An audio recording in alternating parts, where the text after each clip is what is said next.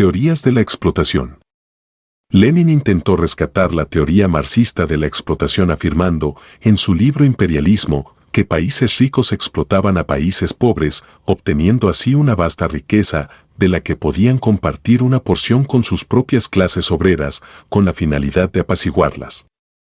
Pero la cruda realidad, entonces y hoy, es que los países ricos, principalmente, comercian con e invierten en otros países ricos, no en los países pobres. Las naciones prósperas como Estados Unidos, Japón y los países de la Unión Europea tienen solo una fracción diminuta de sus transacciones económicas internacionales con países del tercer mundo en el África subsahariana o en los lugares más pobres de Asia o Sudamérica. Si la riqueza se consigue a través de la explotación de los países pobres, es difícil entender por qué tantos inversores internacionales y sociedades multinacionales, por lo general, evitan tales lugares y concentran sus esfuerzos más bien en los países ricos. Muchas teorías sobre explotación están expresadas en términos tan vagos que no hay manera siquiera de contrastarlas con hechos empíricos. Muchos utilizan el término explotación para referirse a situaciones donde a ciertos trabajadores se les paga menos que lo que se les paga a otros trabajadores a quienes el observador está acostumbrado a ver. Esto ocurre frecuentemente cuando personas de naciones prósperas ven a trabajadores de naciones en vías de desarrollo, ya sea directamente mientras viajan o indirectamente por televisión, periódicos o revistas. Pero lo que vemos no nos dice nada sobre los niveles de productividad en los distintos países, bajo condiciones muy diferentes a las que han hecho más prósperas a muchas naciones industriales. Los economistas, a veces, definen la explotación como el hecho de pagar menos de lo necesario para seguir atrayendo la cantidad y calidad existente o deseada de un factor de producción dado, que puede ser trabajo, capital, tierra u otros insumos. Sin embargo, este tipo de situación es muy diferente a lo que muchos consideran explotación, refiriéndose a los salarios demasiado bajos de los trabajadores. Ahora bien, los trabajadores de bajo salario o sin salario sí pueden ser explotados bajo circunstancias especiales. El ejemplo más obvio de trabajadores explotados sería el de los esclavos, a quienes por lo general no se les pagaba nada por realizar un trabajo que habría requerido de salario para atraer a otros a que hicieran el mismo trabajo voluntariamente. Si bien no es cierto que los esclavos no hayan costado nada, en un sentido literal, dado que se les pagaba en especie en forma de comida y vivienda, por ejemplo, la razón económica para mantener la esclavitud era que estos costes eran menores que los costes de atraer trabajo voluntario.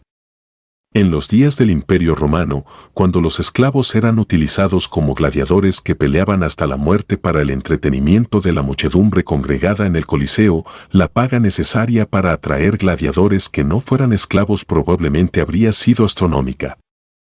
Otra situación en la que el trabajo puede ser explotado es cuando existen pocas alternativas disponibles para la mayoría de las personas en un lugar determinado.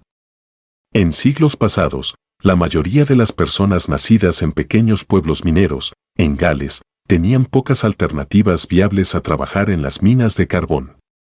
Si hubiesen estado viviendo en una gran ciudad como Londres, hubieran tenido ocupaciones alternativas a disposición y eso hubiera logrado que las empresas mineras pagasen más a los mineros de carbón.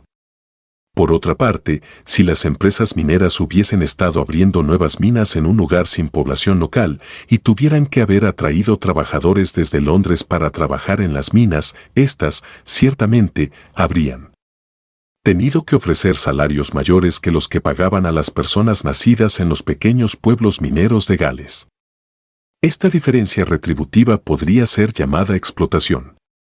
Afortunadamente, la expansión del transporte moderno y el amplio acceso a la educación han hecho que ese tipo de situaciones sean muy raras en sociedades industriales modernas. La clave de la explotación, en este sentido, hay que buscarla en la imposibilidad o dificultad por parte de aquellos en desventaja a la hora de cambiar su ocupación o empresario. Esto es patente en el caso de los esclavos y, de alguna manera, similar en el caso de las personas que viven en antiguos pueblos industriales. Sin embargo, hoy, en la mayor parte del mundo moderno, ese tipo de inmovilidad laboral es poco común para el trabajo de baja cualificación y bajo salario, que puede emplearse en innumerables industrias e incluso hacerse en el propio hogar. Son las personas con habilidades altamente especializadas y que tienen limitadas alternativas comparables las que pueden ser explotadas en el sentido en el que los economistas utilizan el término. Los médicos no pueden convertirse en abogados o ingenieros si se reduce su salario. Los jugadores de golf profesionales no pueden convertirse en tenistas si se muestran disconformes con lo que ganan en los torneos de golf. A corto plazo, al menos, las personas con habilidades especializadas pueden recibir una remuneración menor a la que se necesitaría pagar para atraer reemplazos de una cantidad y calidad comparable de la nueva generación que está en vías de decidir su ocupación. Debido a que la inmovilidad es la clave de la explotación, el capital fijo, al igual que el trabajo, puede ser explotado también a corto plazo.